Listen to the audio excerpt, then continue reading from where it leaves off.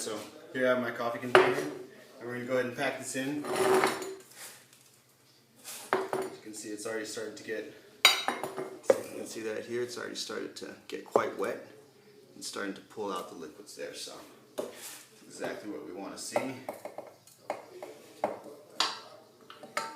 ahead and pack this in.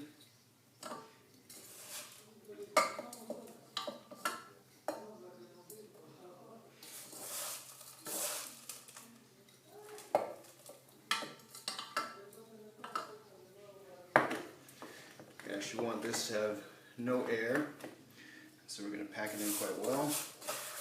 Ideally, you would leave 2/3 of the jar open for air, for it to interact, but we're going to be using a porous cloth to cover it, so hopefully that'll do. But, you know, we work with what we have. If you have a jar that's large enough, then by all means, leave some space for the air. In my particular case, this is what I have, so this is what I'm going to work with.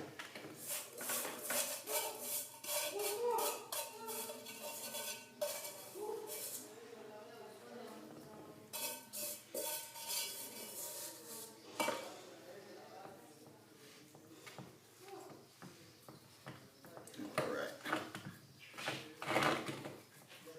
Nice and packed in. Okay, excellent.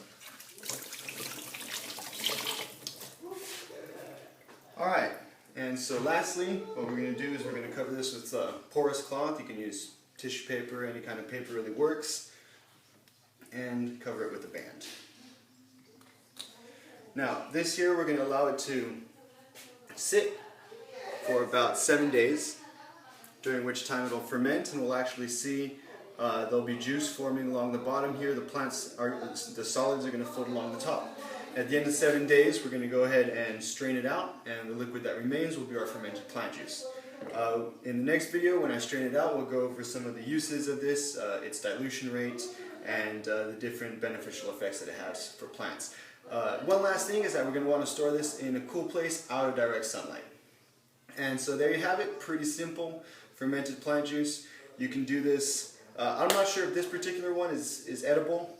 You obviously don't want to do this with toxic plants, but most Korean natural farming inputs are edible.